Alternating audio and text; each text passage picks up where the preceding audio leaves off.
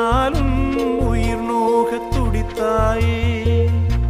உலகத்தின் பந்தங்கள் எல்லாம் நீ சொல்லி தந்தாயே.